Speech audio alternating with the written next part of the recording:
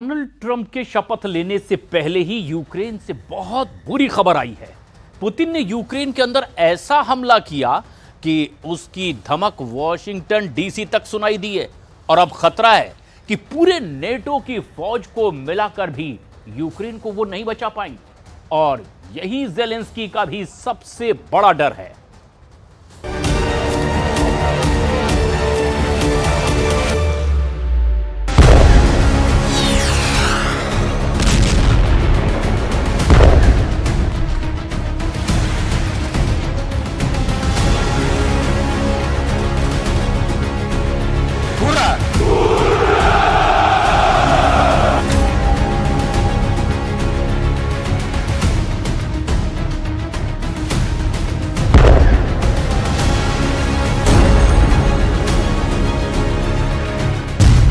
जला दिया Zaporizhzhia, Putin का जनवरी बदला।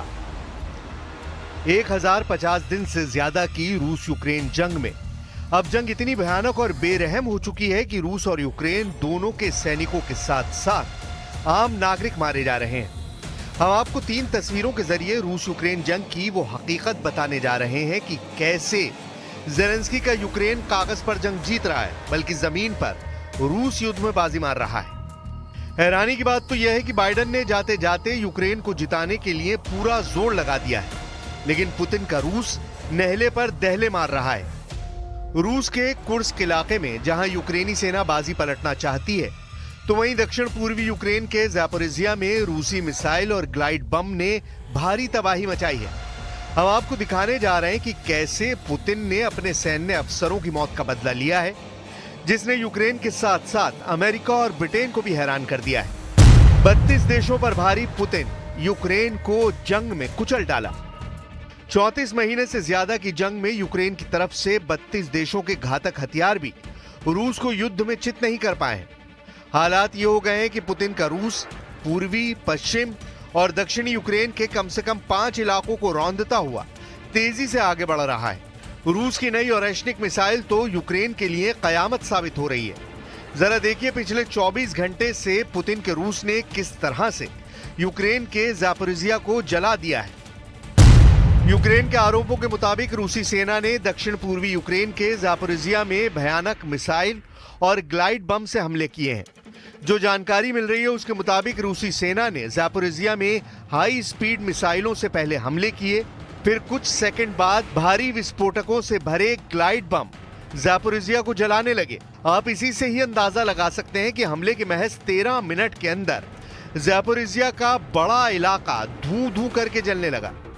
इस हमले में 13 से ज्यादा यूक्रेनी नागरिक मारे गए, जबकि 30 से ज्यादा घायल हुए हैं। ज़ापोरिज़िया के क्षेत्रीय गवर्नर इवान फेडोरोव ने इस बड़े हमले की जानकारी देते हुए कहा कि शाम करीब 4 बजे शहर में 2 बम गिरे, जिससे औद्योगिक बुनियादी ढांचे और आवासीय इमारतों को काफी नुकसान पहुंचा है।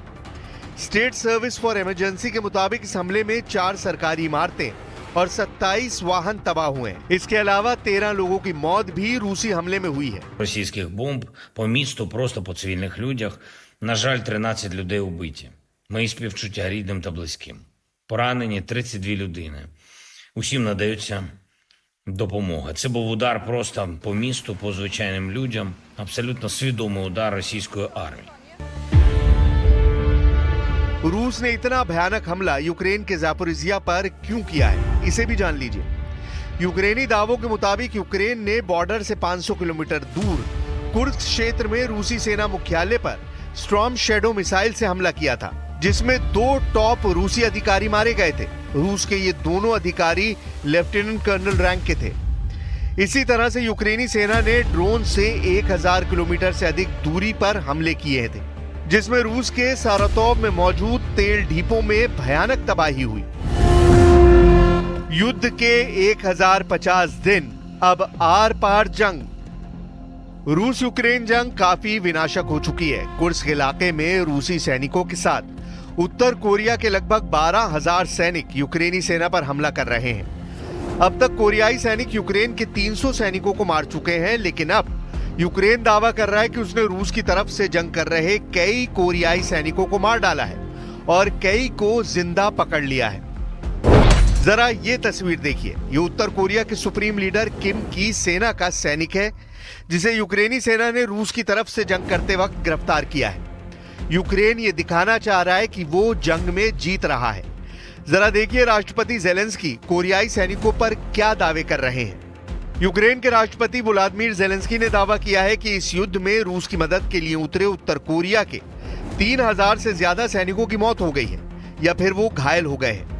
जेलेंस्की को डर है कि पुतिन और किम इसका बदला जरूर लेंगे। जेलेंस्की को डर है कि उत्तर कोरियाई रूस की मदद के लिए जल्द ही और सैनिकों और हथियारों को मॉस्को भेज सकता है।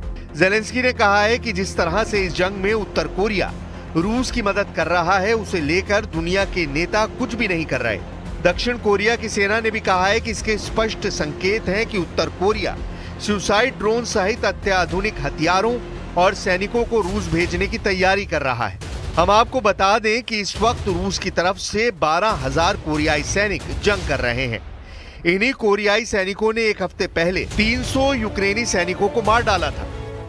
І ми бачимо, що російські військові та північнокорейські наглядачі взагалі не зацікавлені у виживанні цих корейців. Все у них робиться так, щоб для нас було неможливо захопити корейців в полон. Їх свої ж добивають, є такі факти, і в штурми росіяни їх посилають так, щоб у них було мінімум захисту. यूक्रेन, नेटो और पश्चिमी देशों की खुफिया एजेंसियां इस वक्त पुतिन के परमाणु तेवरों से कांपने लगी हैं। खबरों में दावा किया गया है कि 72 साल के पुतिन पिछले 48 घंटे में अपने टॉप कमांडरों और मंत्रियों के साथ मॉस्को से लेकर सेंट पीटर्सबर्ग तक लगातार परमाणु मीटिंग कर रहे हैं। दावा किया जा रहा है कि जब से यूक्रेनी सेना ने नेटो देशों के साथ मिलकर रूस पर लंबी दूरी की मिसाइलों से हमले किए हैं, उसके बाद से पुतिन ने दो टूक कह दिया है कि अब टेबल पर नहीं, सिर्फ जंग के मैदान में ही युद्ध का फैसला होगा। आने वाले कुछ घंटों में ही रूस की तरफ से यूक्रेन पर या तो परमाणु हमला हो सकता है या फिर लंबी दूरी की बड़ी मिसाइलों से यूक्रेन की राजधानी कीव को तबाह किया जा सकता है। पुतिन के बेहद करीबी और रूस के विदेश मंत्री सर्गेई लेवरोव ने वैसे तो कई बार यूक्रेन, अमेरिका और नेटो का नाम लेकर परमाणु धमकी दी है, लेकिन इस बार सर्गेई लावरोव ने डंके की चोट पर कह दिया है कि रूस और उसके सहयोगियों की सुरक्षा के लिए अगर जरूरी हुआ तो रूस परमाणु विकल्प से पीछे नहीं हटेगा।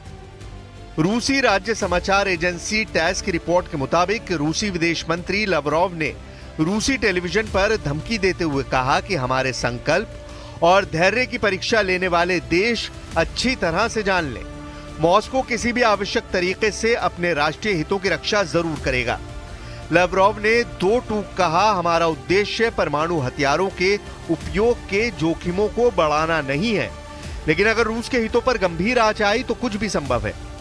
So the message which we wanted to sell by testing in real action this hypersonic system is that we will be ready to do anything to defend our legitimate interest. We hate even to think about war with the United States, which will take, nuclear character.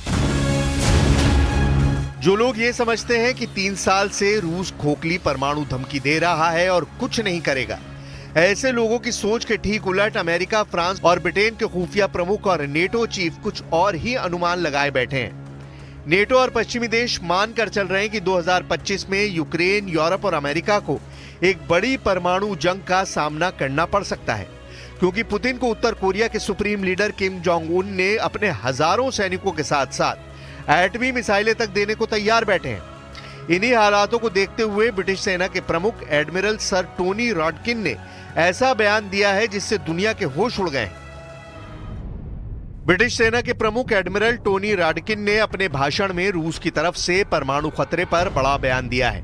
रॉडकिन ने दो टूक कहा है कि रूस की ओर से हमने नेटो देशों के खिलाफ सामरिक परमाणु उपयोग, बड़े पैमाने पर परमाणु अभ्यास और नकली हमलों की जंगली धमकियां देखी हैं। रॉडकिन ने कहा, रूस की परमाणु धमकियां हमें स्थिरता बनाए रखने से रोकने की कोशिश है। रॉडकिन ने यहां तक कहा कि नेटो देश तीसरे परमाणु युग की सुबह की ओर देख रहे हैं। परमाणु हथियारों की दौड़ के शुरुआती विस्फोट के संकेत मिलने लगे हैं।